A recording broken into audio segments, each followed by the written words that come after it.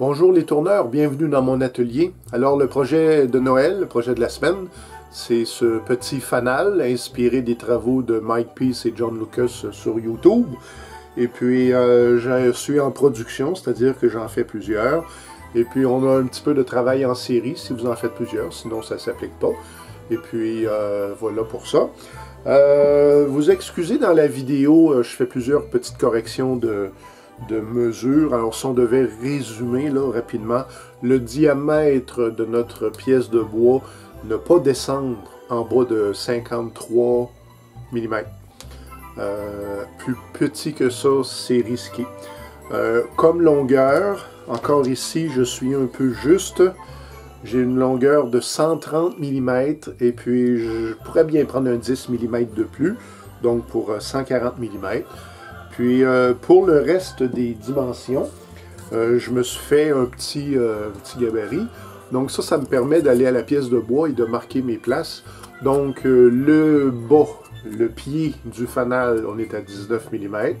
L'endroit où sont placées les fenêtres, c'est 38 mm. Ça, c'est toutes des mesures qui sont bonnes. Et finalement, le chapeau avec la petite boule incluse sur le dessus, 56 mm. Et puis pour suspendre, le petit truc, c'est tout simplement du fil électrique dénudé. Et puis voilà.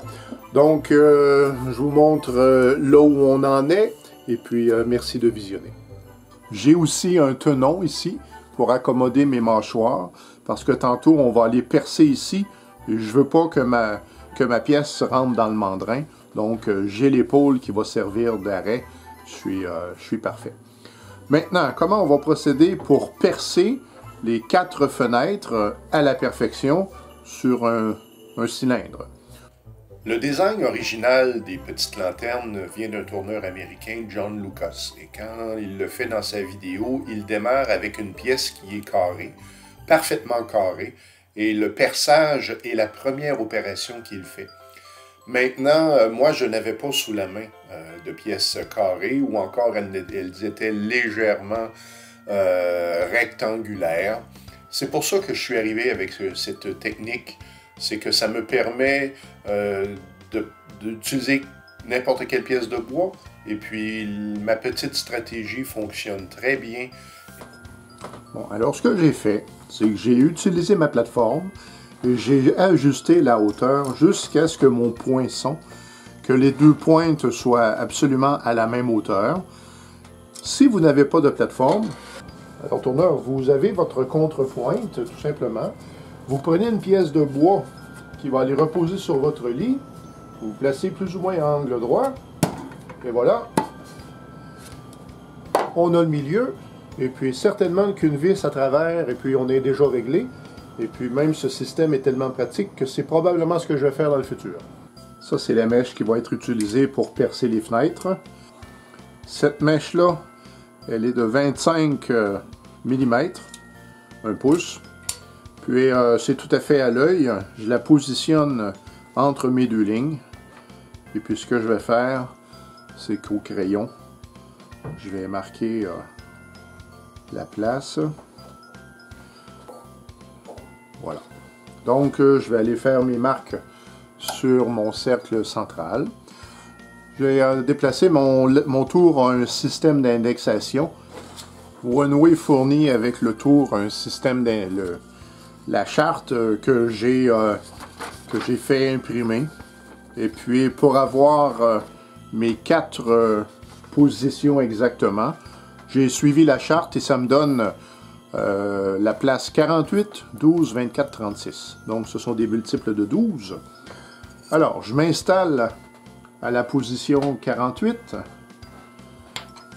Je fais attention pour ne pas être à la position 47. Ce serait très dommage. Alors, ça, c'est 48. Et je viens avec mon poinçon. Je vais mettre ma contrepointe pour pas que ça bouge d'aucune façon. Voilà. Alors, je viens marquer ma pièce sur ma ligne. Prochaine position, c'est position numéro 12. Alors, position numéro 12. Voilà. Ensuite, c'est position 24. 24. Et finalement, 36. Ça. Voilà. Donc, ce que j'ai fait, c'est que j'ai repris ma pièce de soutien en V. Ça me permet de mettre un cylindre à l'intérieur. Et ce que j'ai fait, c'est que je me suis assuré en descendant la mèche d'aligner la marque. Et puis, il reste maintenant qu'à percer. On ne perce pas de bord en bord. Je me rends plus ou moins au tiers, peut-être un peu plus creux de la pièce. On est à 500 tours.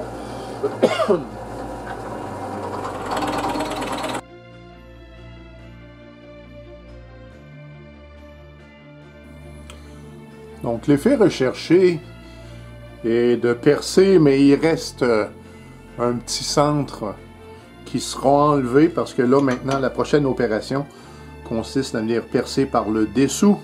Bon, et bien là, vous allez voir pourquoi c'est important d'avoir un tenon et une épaule. C'est parce que là, on va percer comme ça. Et comme c'est un bois dur, eh bien, on veut pas que ça bouge. Donc, je suis très très bien placé. On va mettre ça à environ 600 tours. Puis, on prend son temps. J'ai un petit peu de paraffine. Quand la mèche va être très chaude, on va faire fondre un peu de paraffine dessus. Ça empêche le bois de crier. C'est plus facile pour les oreilles. Ça fonctionne aussi très bien. Donc, on est bien pris. On y va. La mèche que vous voyez ici est la même qui a servi à faire les 4 fenêtres.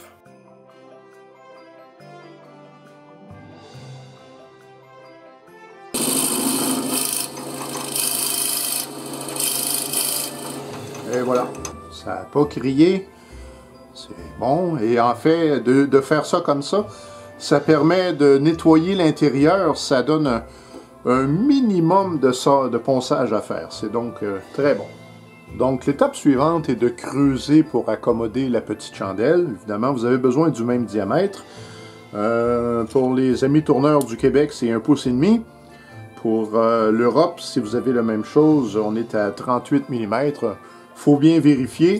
On ne cherche pas à avoir quelque chose qui est serré, pas du tout. Pas l'idée. En fait, la chandelle va probablement, certainement être retenue avec 2 gouttes de colle chaude à l'intérieur. Donc, j'ai pas de profondeur recommandée. En fait, je vais y aller moins vite et tout ça.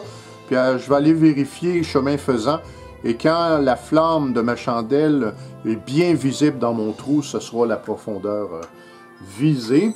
Et personnellement, je vais commettre une erreur, c'est-à-dire que je vais essayer à tout prix d'exposer la flamme au maximum et j'ai oublié de tenir compte qu'il me faut une petite épaule à l'intérieur pour que la chandelle soit appuyée. Alors ce que ça fait, c'est qu'à l'intérieur de la lanterne, j'ai brisé un petit peu les formes sphériques. Bon, à l'extérieur, ça paraît pas, mais à l'intérieur, on le voit. Donc, faut surveiller l'épaulement pour ne pas défoncer à l'intérieur des 4 fenêtres. Oui, ça pour moi, c'est excellent. Donc, je suis pris entre pointes. J'ai le cône ici, la tête est là. Et puis aussi, un peu à l'œil, je me détermine une zone qui va être la petite boule sur le dessus. La question ici. Et là, on va descendre cette épaisseur-là, tranquillement, pas vite, en restant attentif que mon épaisseur, elle est ici, là. Donc, on va mettre la vitesse.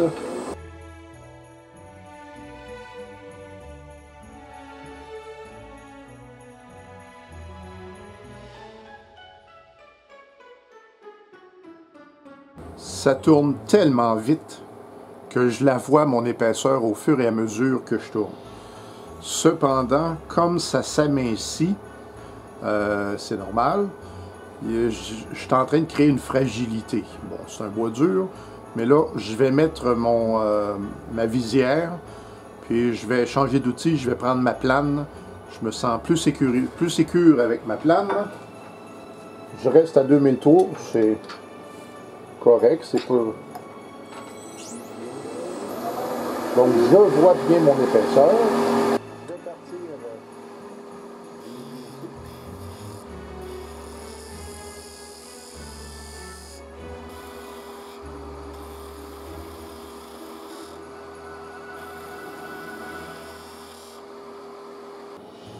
Je suis à 3,5 mm. Je vais descendre légèrement encore.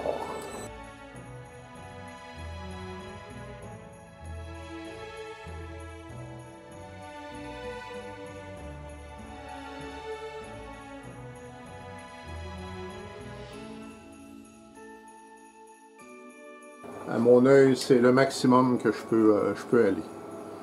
Plus mince que ça, ça ne sera pas sécuritaire. Ouais, là, je suis à 3 mm pile, on touche plus à ça.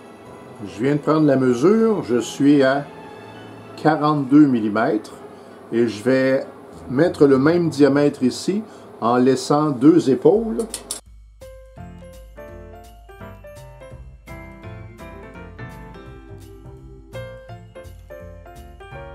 Ici, ça va être mon outil à texturer qui va servir. C'est la dernière chance que j'ai de faire un petit ponçage léger avant de procéder. J'ai utilisé mon outil, j'ai fait vérifier un petit prototype ici, voir si je trouvais ça satisfaisant. Ça va. Alors, je suis aux environs de 400 tours. Et puis, l'idée, c'est de faire comme une pelure d'orange.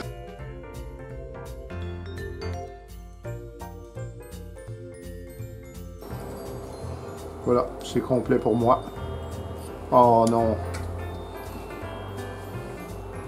Bon, j'ai choisi d'utiliser de la colle à bois tout à fait normale, plutôt que de la cyanoacrylate.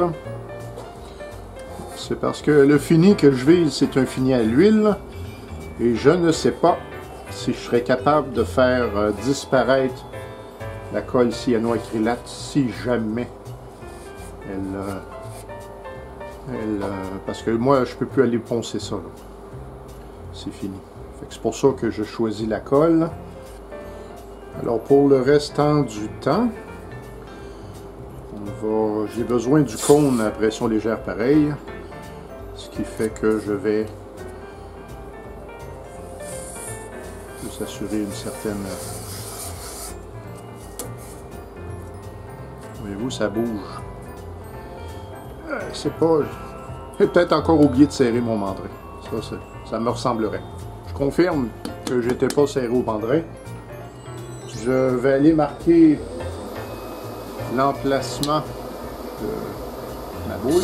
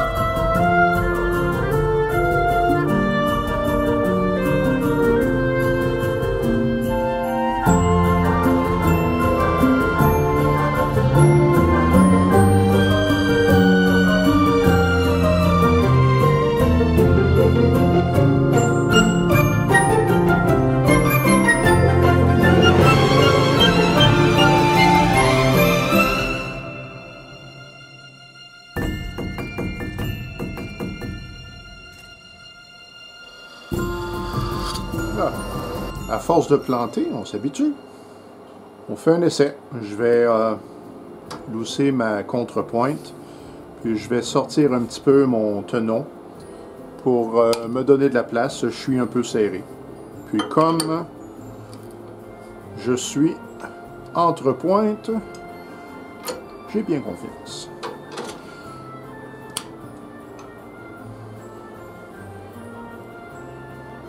On est supposé tourner aussi rond, ce qui est le cas.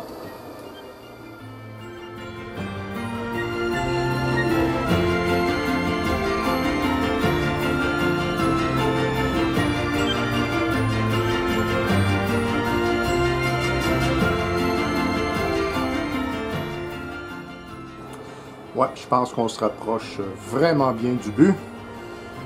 Et avant peut-être d'aller un peu plus loin, on va procéder au perçage.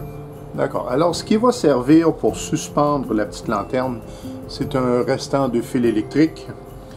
Puis, bon, j'ai mesuré avec mon gabarit le diamètre et il me reste à percer.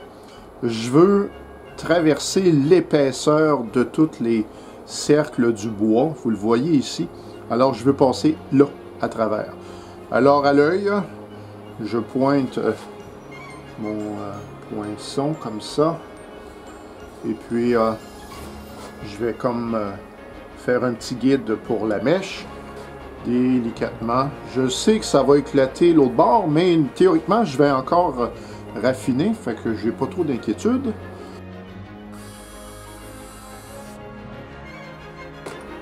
Est-ce que ça a éclaté? Eh ben oui, comme prévu.